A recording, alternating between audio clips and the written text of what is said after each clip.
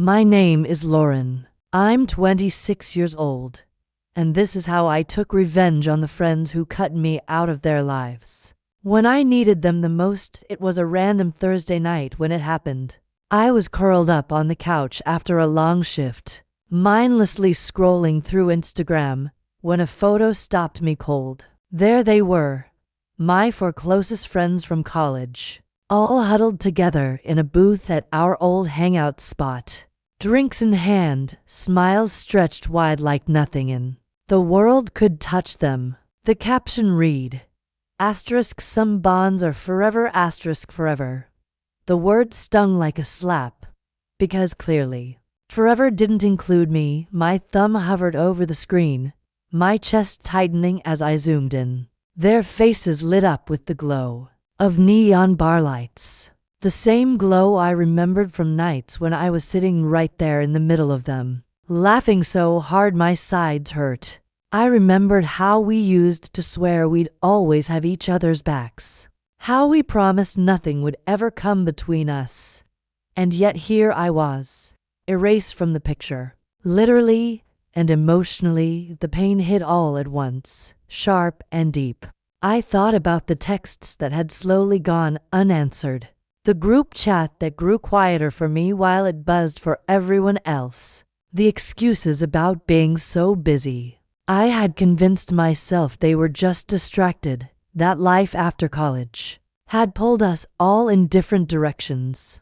But this photo told the truth I had been too scared to face. They hadn't drifted. They had cut me out. I stared at the screen until my vision blurred, my chest burning with a mix of heartbreak and rage.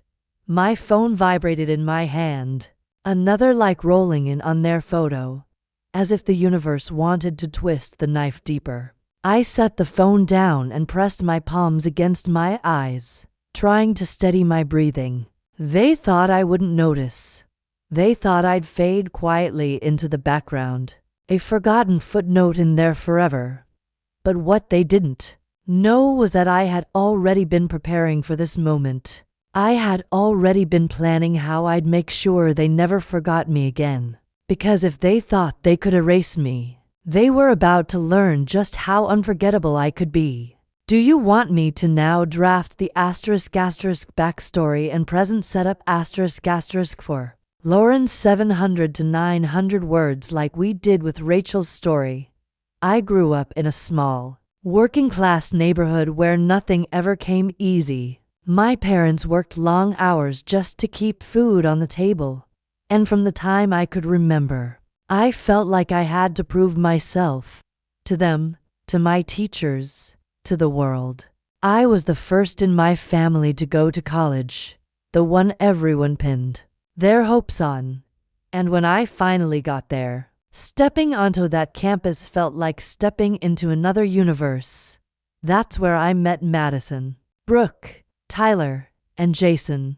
From the very first week, we just clicked.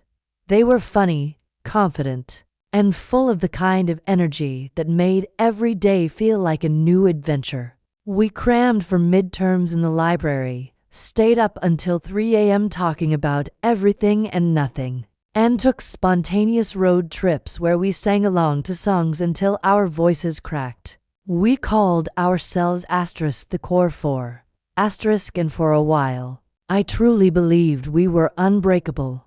But even in the middle of all that laughter and closeness, there were cracks I tried not to see. They all came from wealthy families, the kind with vacation homes, generous allowances, and parents who paid their tuition without blinking. Meanwhile, I was balancing part-time jobs, applying for scholarships, and quietly stressing over whether I could afford next semester's books. I didn't complain. I didn't want to be the poor friend. But I felt the difference. Every time they ordered takeout without checking prices or planned trips, I couldn't always join. Still, I did everything I could to be the glue that held us together. I tutored them when exams loomed, edited their papers when deadlines crept up, and covered for them when they partied too hard and couldn't make it to class. If someone had a crisis, I was the one who picked up the phone. If someone needed help, I was the one who showed up. I told myself that was what family did. You looked out for each other. I had big dreams, even if I didn't always say them out loud. Law school had been my goal since high school, and every choice I made was a step toward that. But my seriousness became the punchline to their jokes. "You're too serious, Lore," Brooke would tease with a laugh. "Just live a little," Madison would add. "You act like we're 40 already." They didn't mean it cruelly. Or at least, that's what I told myself. But every time they said it, it reminded me that I was different. As the years went by, I noticed the balance shifting. They still called us the core four, but I was the one carrying the weight. While they floated carefree, they had safety nets. I had a clock ticking in the back of my mind, reminding me that one mistake could send me crashing down. But I stayed, because they felt like my people, because I wanted to believe friendship could bridge the gaps money and privilege couldn't. Now, in the present, I'm in my last year of law school. I work 2 jobs, one as a barista in the mornings, the other at a legal aid office in the evenings, and I study in the slivers of time left between. Some days, I'm so exhausted I can barely keep my eyes open. But I keep going, because this isn't just about me. It's about proving that someone like me can make it. No matter how many odds are stacked against her. I thought the core for would be cheering me on from the sidelines. I thought we'd still be in each other's lives, trading encouragement, and celebrating milestones. But little by little, their calls grew less frequent. The group chat went quiet, and their lives spun forward without me. Until that Instagram photo made it undeniable. I wasn't part of the circle anymore. And the truth that cut the deepest? I realized loyalty had only ever gone one way. I thought they were my family, but I didn't know yet that to them, I was just convenient. Until I wasn't. Do you want me to push the inciting incident part 3 into Lauren confronting her pain head on that night after seeing the photo? Or save the confrontation for when she sees them again in person? It was during junior year that everything started to unravel. My mom got seriously ill, and suddenly my world tilted on its axis. Between classes, hospital visits, and picking up extra shifts to help with medical bills, I barely had time to breathe, let alone go out for late-night runs to Taco Bell or impromptu road trips. I told myself my friends would understand. After all, we'd been through so much together. But slowly, almost imperceptibly, I started noticing the cracks. At first, it was little things. Inside jokes I didn't recognize being tossed around the group chat. Plans being mentioned that I hadn't heard about. I brushed it off, telling myself I was just missing things because I was busy. But the silence grew louder. My texts started going unanswered, or they'd respond hours later with short, detached replies. The group chat that once lit up my phone constantly was now a quiet void, unless they were talking to each other without me. Then came the night that carved the truth into my chest. I was sitting on the floor of my dorm room, a pile of case briefs next to me, when I decided to take a quick scroll through Instagram. And there it was, a photo of Madison, Brooke, Tyler, and Jason, drinks in hand, sunburned and smiling wide, under a beach cabana. The caption read, *spring break with my ride or dies. *spring break. The same trip we had started planning months earlier. Only now, I was staring at proof they'd gone without me. My heart pounded in my ears as I scrolled through more photos. Them on the beach. Them laughing in a Jeep. Them toasting with frozen cocktails. Not a single text. Not a single invite, not even a heads up. They hadn't just gone without me. They hadn't even considered me. I tried to breathe, tried to convince myself it was some kind of mistake. But the final blow came a few days later. I opened our group chat, only to find it gone. At first, I thought maybe there was a glitch.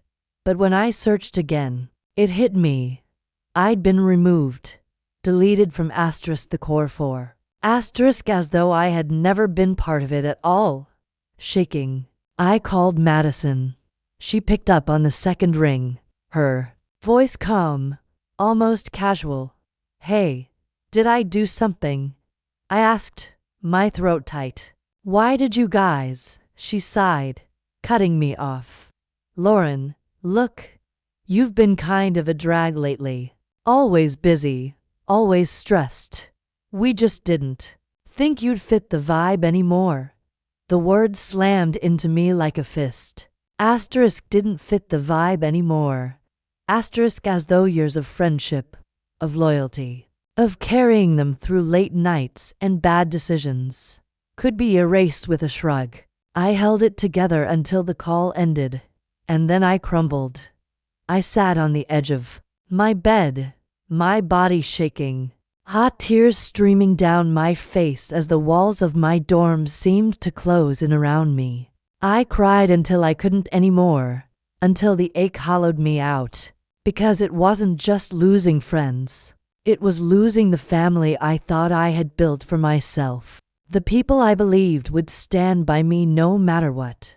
But as I lay there staring at the ceiling, something in me shifted. They thought they had broken me, tossed me aside like I didn't matter. But what they didn't know was that I had nothing left to lose.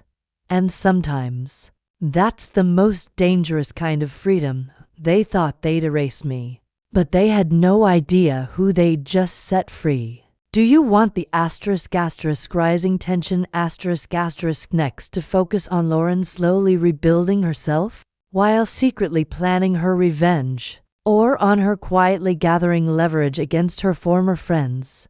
The months after they cut me out were some of the loneliest of my life. I'd sit in the cafeteria with a tray balanced on my lap, pretending I was fine eating alone while laughter from their table floated across the room. At night, I'd lie awake in my dorm listening to their voices carry down the hall, muffled by distance but sharp enough to remind me of everything I'd lost. I became an expert at pretending I didn't care, plastering on a mask of indifference whenever I saw them pass. But inside I was breaking apart piece by piece. Even my professors started to notice. One of them pulled me aside after class one day, concern in his eyes. "Lauren, you've been quiet lately. Is everything okay?" I wanted to tell him everything about how I'd been erased from the only family I thought I had. But instead, I forced a smile and said, "Just focusing on work." And that was the truth, in its own way. Because if I couldn't hold onto them, I'd hold onto the one thing they couldn't take from me, my future. So I doubled down. Every ounce of pain, every doubt, every lonely lunch was poured into my studies. At first, it was a way to distract myself, to keep from drowning in the ache of being unwanted. But slowly, it became something more, a kind of armor, a kind of purpose. Still, the doubts came in waves. On the hardest nights, I'd stare at my textbooks through tears and whisper, maybe they were right. Maybe I don't belong here. Maybe I'm not enough. But every time, something inside me refused to give in. By the time senior year rolled around, I had one focus: law school.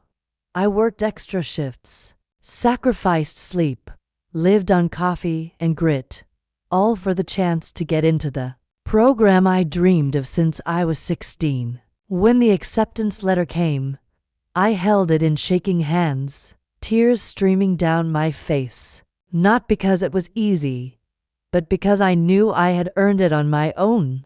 Meanwhile, I couldn't help but see how easy everything came for them. Madison posted constantly about her growing fashion blog, the kind of glossy life I couldn't afford. Tyler bragged endlessly about rooftop parties and expensive clubs. Brooke flooded her feed with photos from trips abroad, always funded by her parents. Jason paraded his cushy position at his family's company, talking like he'd built it all himself. They didn't even have to try. They had comfort. I had grit, and I was going to use it. Law school was brutal. Endless exams, crushing loans. Nights where I studied until the sun rose. There were times I wanted to quit. Times I thought I'd collapse under the weight of it all. But then I'd remember the look on Madison's face when she told me I didn't fit the vibe anymore. I'd remember that spring break photo, their smiles brighter because I wasn't there. And every ounce of betrayal became fuel. Every moment of pain hardened into resolve. I kept tabs on them through social media, not because I missed them, but because I wanted to see the contrast. While they floated on the safety nets their parents provided, I was fighting tooth and nail for every inch of progress. They posted pictures of cocktails. I posted updates about internships. They posed in front of vacation villas. I was in the library at 2 a.m., surrounded by stacks of case law. They lived in comfort, but I was building something real by my final year. The loneliness had dulled into something sharper. Purpose. I realized I didn't just want to succeed. I wanted them to see me succeed. To know that the girl they threw away had risen higher than they ever imagined, and that I'd done it without them. So I began forming a plan. Not just to graduate, not just to pass the bar, but to make sure that when my name was finally called, when my achievements were finally recognized, Madison, Brooke, Tyler, and Jason would hear it loud and clear. They thought they'd buried me, but all they'd done was plant a seed, and I was ready to show them how high I could grow. Do you want the climax part 5 to be Lauren staging a dramatic public reveal at graduation? Or a more personal but cutting confrontation with the core for afterward? The night I received my law degree, I sat in my tiny apartment surrounded by flowers from professors, congratulatory cards from classmates, and the quiet hum of a future I'd fought like hell to claim. The diploma sat on my desk, its heavy paper gleaming under the lamplight. I traced my fingers over my name, Lauren Marie Carter, Juris Doctor, and felt a rush of pride so sharp it made my eyes sting.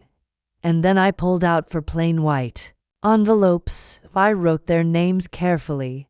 Madison, Brooke, Tyler, Jason. My hand was steady, my heart calm. Inside each envelope, I slid a photocopy of my degree. But that wasn't all. I included a note, written in my neatest handwriting, the words I'd been waiting years to say. Remember when you said I didn't fit the vibe?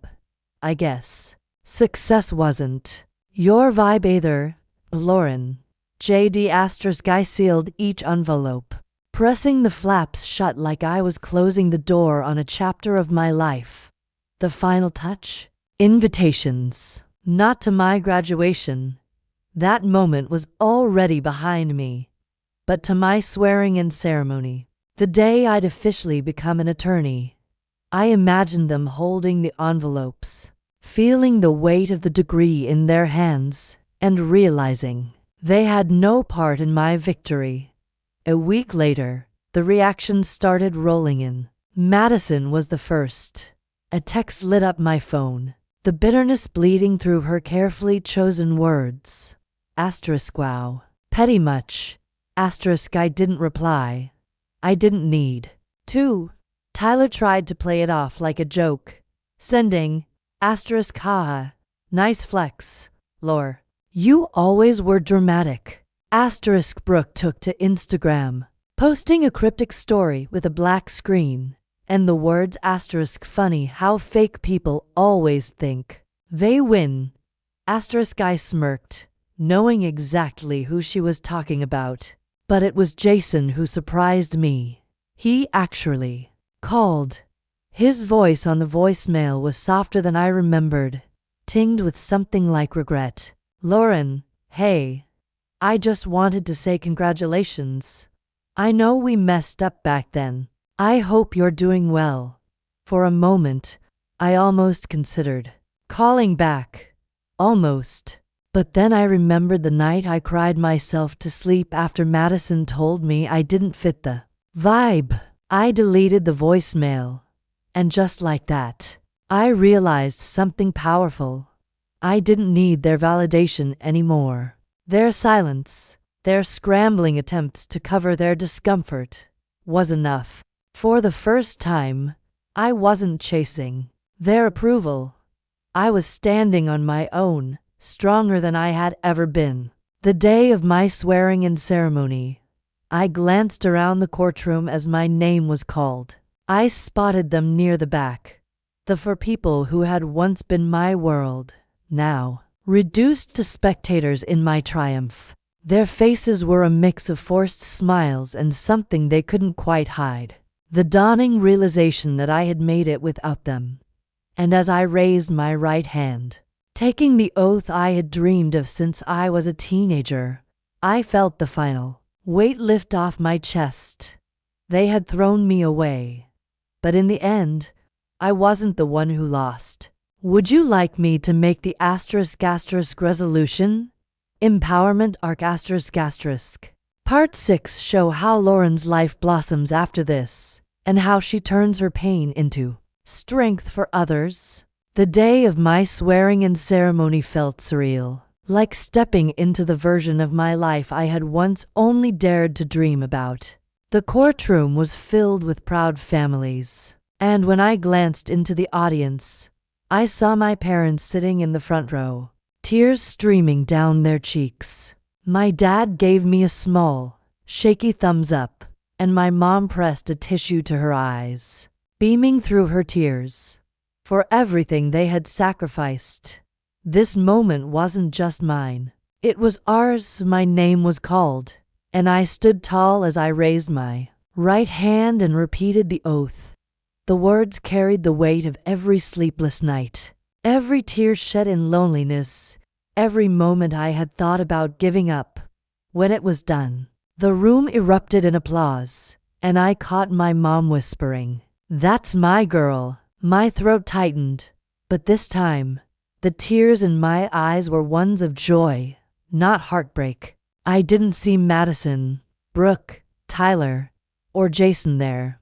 A part of me had known they wouldn't come. Cowards rarely show up when it means facing the truth. But a few hours later, as I scrolled through Instagram on the train ride home, I saw Madison had posted a photo. It was an old one. The four of them crammed together at some college party, laughing into the camera. The caption read, **once a core 4, always a core 4. I couldn't help but laugh out loud. The irony was almost poetic. They had cut me out, erased me from their lives when I needed them the most. And yet, even now, they couldn't tell the story of their past without clinging to a version that included me. Even if they refused to admit it, they wanted me gone, but they couldn't erase me. And that was when it clicked.